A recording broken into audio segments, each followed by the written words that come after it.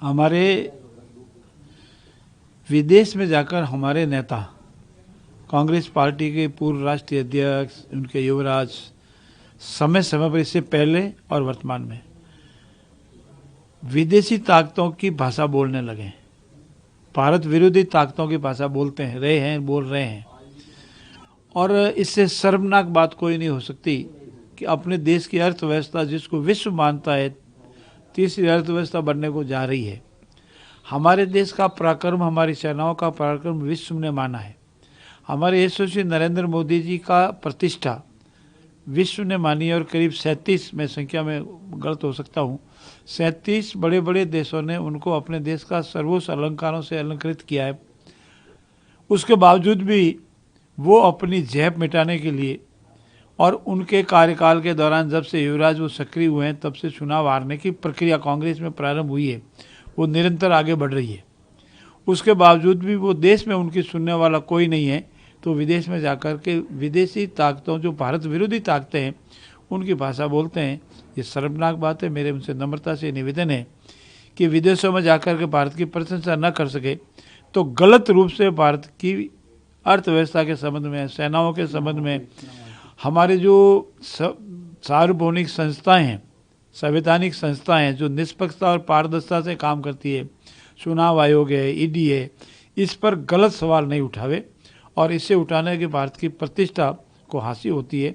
साथ ही साथ हमारी जो संवैधानिक संस्थाएं हैं, उनमें अनावश्यक रूप से विवाद की स्थिति बनती है, उनको मन में हास होता है।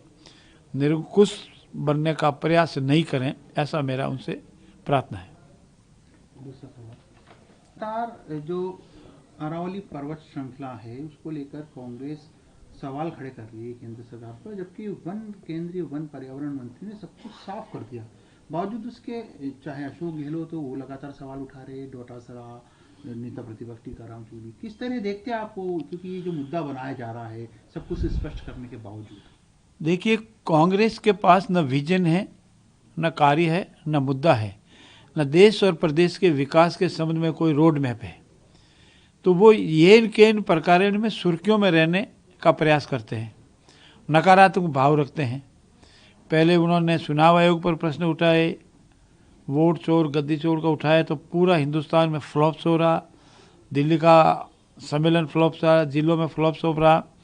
और उसका जब भी चुनाव हुए तो उसका जवाब मिला, और बिहार की जनता ने ऐसा जवाब दिया कि उनको दिन में तारे दिख गए।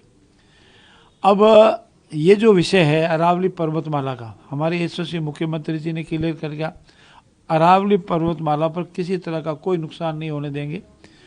हमारे देश के पर्यावरण मंत्री ने इस संबंध में पूरा बयान दिया, भूपेंद्र जी यादव ने, कि अरावली पर्वतमाला की जो परिभाषा कांग्रेस के समय तय हुई, उसी को सुप्रीम कोर्ट ने माना है, और अरावली को किसी तरह का कोई नुकसान नहीं होगा। राजस्थान में दिनों दिन अरावली के सहित अन्य क्षेत्रों में हमारा वन क्षेत्र बढ़ रहा है। हम पूरे क्षेत्र में, हम उस प्रदेश से आते हैं जहाँ पर हमारे प्रदेशवासियों ने, हमारी अमृता देवी जी ने पेड़ बचाने के लिए अपनी जान दे दी। तो हमारा राजस्थान प्रदेश किसी भी रूप में, चाहे अरावली पर्वतमाला हो, चाहे हमारा फॉरेस्ट क्षेत्र हो, कोई नुकसान न तो होने दिया है, न होने देंगे। ये तो सिर्फ कांग्रेस का ढोकला है, ढोकलाशाही कर रही है, प्रोपोगेंडा है, और प्रोपोगेंडा से कांग्रेस को कुछ भी मिलने वाला नहीं है।